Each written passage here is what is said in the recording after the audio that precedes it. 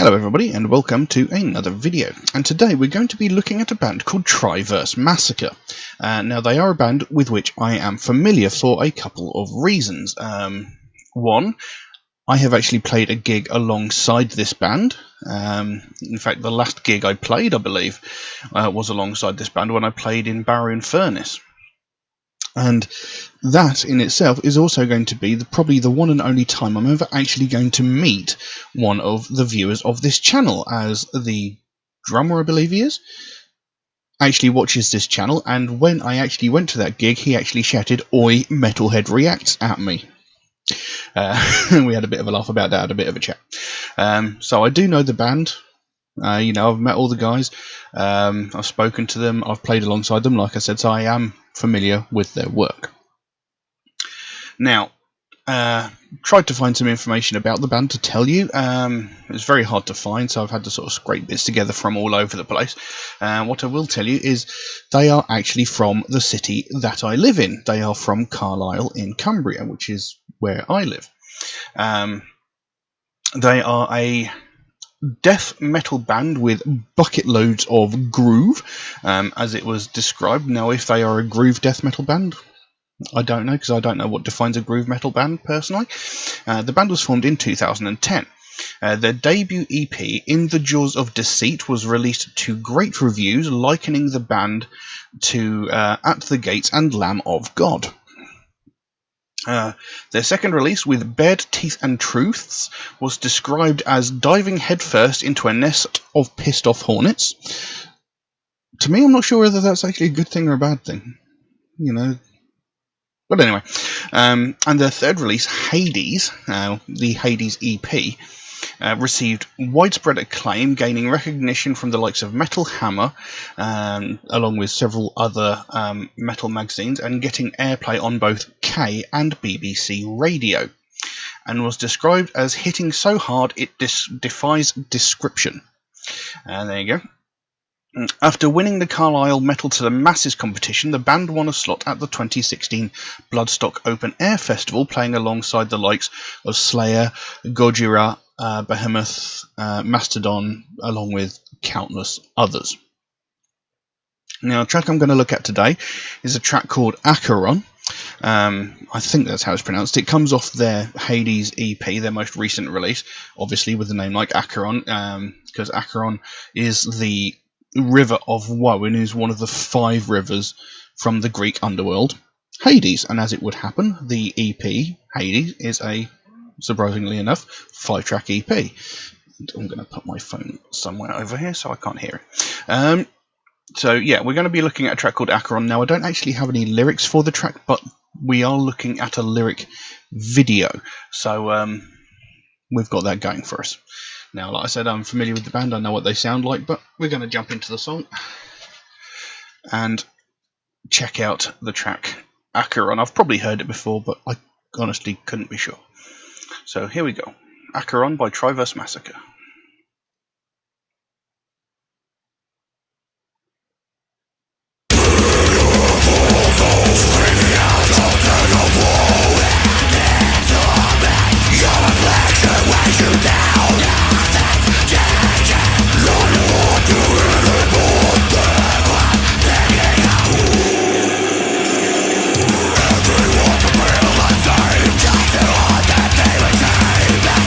Play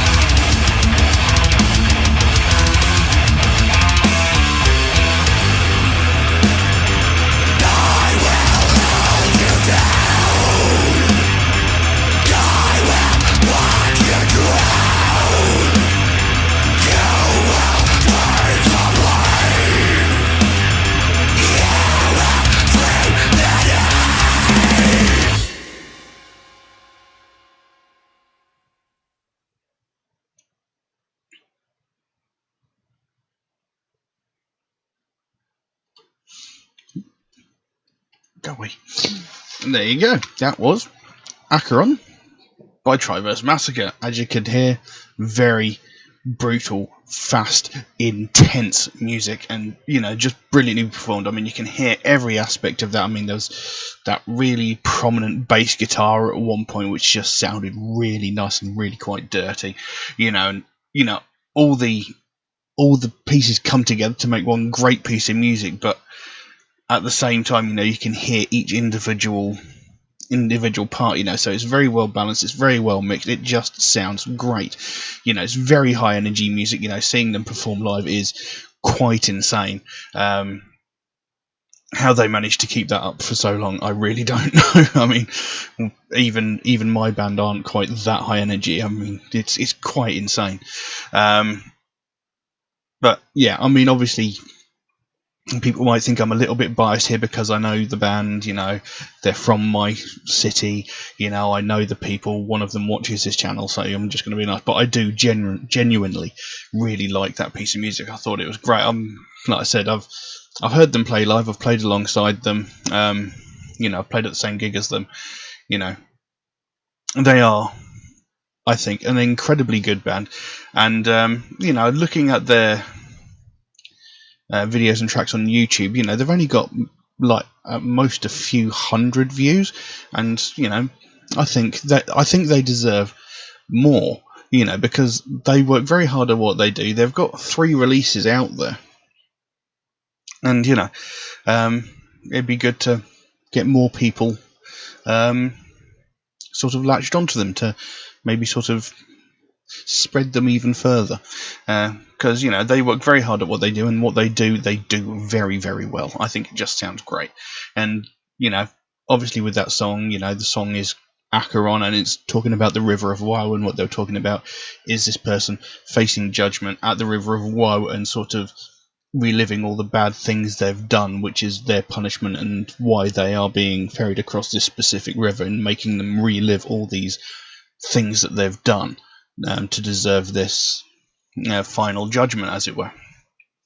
So it's a great track, great piece of music, really hard, really heavy, absolutely brutal. The vocal performance is just insane. Hearing that guy screaming like that for half an hour, 45 minutes is really, really impressive, because it is absolutely relentless.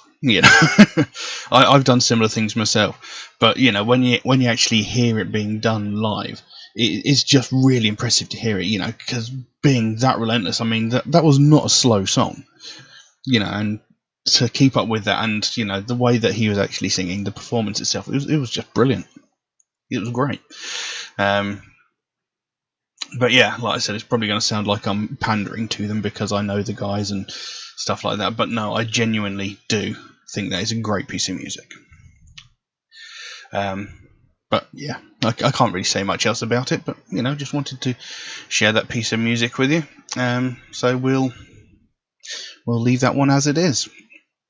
Now, if anybody would like to suggest a track for me to react to them, please do so by all means. You can drop a comment in the comment section below, or message me on my Facebook or my Instagram, or you could even message me through my Patreon, where you could also help to support this channel, which would of course be a great help to me, since every piece of content that I make for this channel gets demonetized instantly.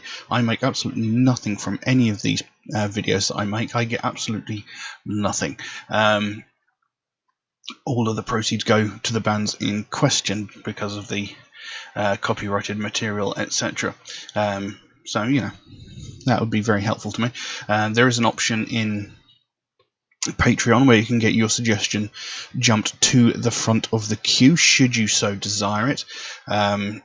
There is a limit on how frequently you can do that. You can do that once a month, I think, and that's just to be fair to other people who suggest tracks through a regular means, such as YouTube comments, Facebook or Instagram comments, etc.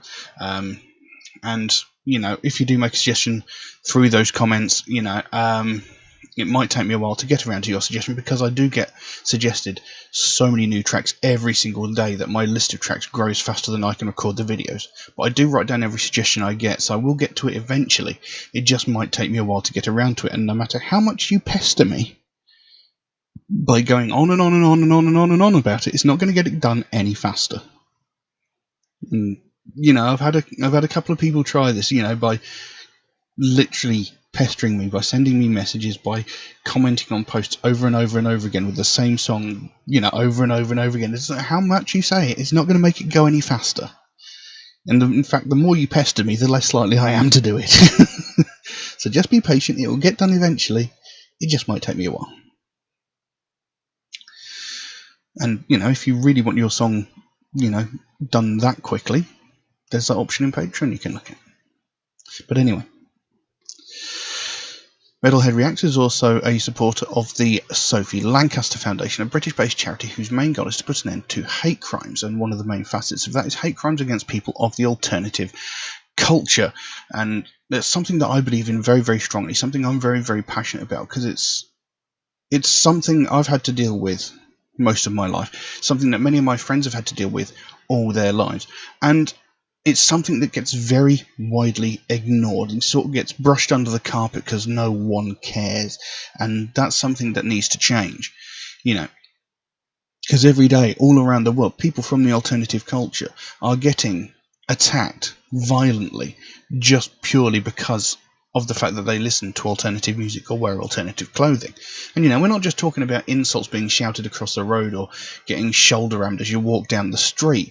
No, we're talking about real violent crimes where people are getting brutally attacked and getting hospitalized, sometimes with broken limbs and sometimes even more life-threatening injuries, just for the simple fact of the music that they listen to or the style of clothes that they wear. And this is nothing new. This has been going on for decades. This has been going on probably as long, if not longer, than I have been alive. And it's, like I said, it's something that's just been ignored. Every day we hear about all these other hate crimes like sexism, racism, homophobia, transphobia, religious hatred, ableism, etc. We hear these every single day, from the most heinous and violent of these crimes, where someone gets brutally murdered because of the colour of their skin, or because of their sexual identity, or because of their religious beliefs, down to the most petty and pathetic of these crimes, where some entitled white woman is calling the police because a family of colour are having a picnic in a public space. We hear every facet of these on a daily basis on every media platform you can imagine. But nothing ever gets said about these people that are getting brutally attacked just because of their taste in music. And I've had people argue with me saying, oh, it's not a hate crime. It is. It's the very definition of a hate crime.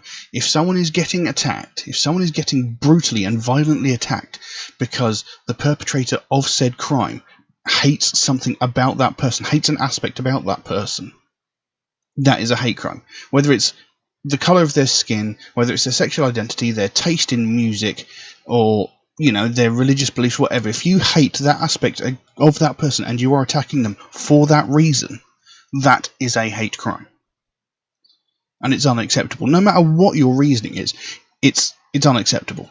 There is no good reason to violently attack someone because you don't like something about that person. If you don't like it, you don't have to deal with it. You don't have to listen to the music. You don't have to follow that religion. You don't have to, you don't have to live with it. Just move on. It doesn't affect your life in any way. But the fact of the matter is, these people from the alternative culture are getting violently attacked and nothing's getting said. Nothing's getting done. It's just getting ignored. The last time there was any widespread talk about this subject was 13, 14 years ago, when Sophie Lancaster and her boyfriend Rob Maltby were violently attacked and brutally beaten by a group of 5 or 6 people who beat them, kicked them, punched them, knocked them to the ground and stamped on their heads so violently that they both ended up in comas. Now, Rob Maltby, he thankfully survived. He was in a coma for around about a week, maybe a bit longer, I can't remember exactly how long, but he thankfully survived. Sophie Lancaster, on the other hand, she was in a coma for 13 days before she succumbed to her injuries and she died. This young woman was 20 years old and was beaten to death just because this group of people couldn't handle the fact that she liked something different to them. Just because she liked a different style of music, just because she liked a different style of clothing. They beat her to death. Now, when this happened, this was all over the news. For several weeks, months, whatever, this was all over the news. And then, as all things would, it gradually sort of faded away.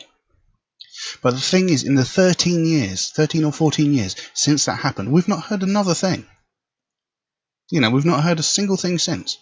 But I know that in that time frame, there have been several hundred, if not several thousand, similar attacks that have gone unreported. Nothing's been said.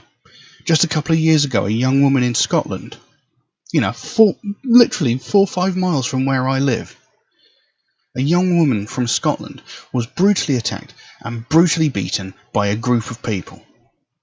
She was running a charity gig, and at one point during the night she had to go back to her home, which was a 5-minute walk away. She had to pop to her home and then back to the venue. And in the time between leaving the venue and getting to her home, she was attacked twice, again by a group of people. Kicked, punched, knocked to the ground, and beaten more. Twice. In the time it took to leave the venue and get to her home. Now, had a passing taxi driver not stopped what was happening, who knows what could have happened to her? She could have been beaten to death, just like Sophie Lancaster. But this wasn't in the news. Why not? I live 4 or 5 miles away from Scotland, and I didn't hear a damn thing about it until a friend told me about it. Why wasn't this on the news? It's unacceptable that this sort of thing is getting ignored and brushed under the carpet because people don't care, because it doesn't affect my life every single day. That's not the point. If someone you loved or cared about was violently attacked and brutally beaten for no other reason than some petty difference of opinion, you would be absolutely livid. You'd go absolutely mental.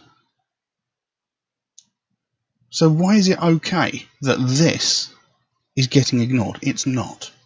Something needs to be done.